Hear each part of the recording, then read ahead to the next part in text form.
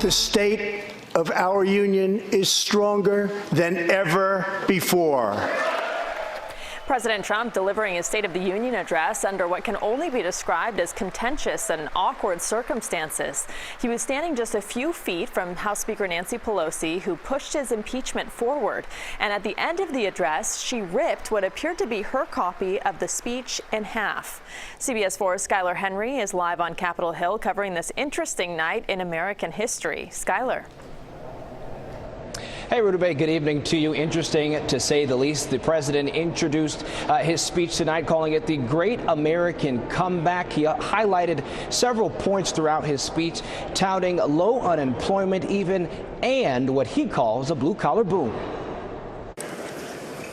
Madam Speaker, the President of the United States. President Trump walked into the House chamber where he was impeached in December to deliver his third State of the Union address. Our country is thriving and highly respected again. The president made no mention of his impeachment trial, which is headed toward a likely acquittal in the Senate on Wednesday. Instead, he stayed focused on his administration's achievements like the economy.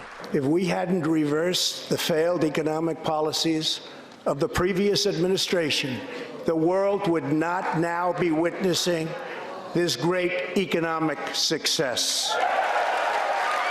President Trump touted military successes, like the killing of Iran's top general and the appointment of conservative judges. We have confirmed a record number of 187 new federal judges to uphold our Constitution as written. President Trump also presented the Medal of Freedom to conservative radio host Rush Limbaugh, who is being treated for stage 4 lung cancer. President Trump also discussed outstanding priorities like infrastructure and lowering the cost of prescription drugs. Get a bill on my desk and I will sign it into law immediately. House Democrats chanted H.R. 3 in support of their prescription drug bill. Michigan's Democratic Governor Gretchen Whitmer gave her party's response. If the economy doesn't work for working people, it just doesn't work. House Speaker Nancy Pelosi and dozens of Democratic women wore white in honor of the suffragist movement. A handful of their party colleagues boycotted the address. Now, in addition to that ripped-up speech that you mentioned, Rudabeh, it's customary for the Speaker of the House to introduce the president saying, quote, with high honor and distinct privilege. Speaker Pelosi didn't do that tonight. We're here on Capitol Hill. I'm Skyler Henry, CBS 4 News Tonight.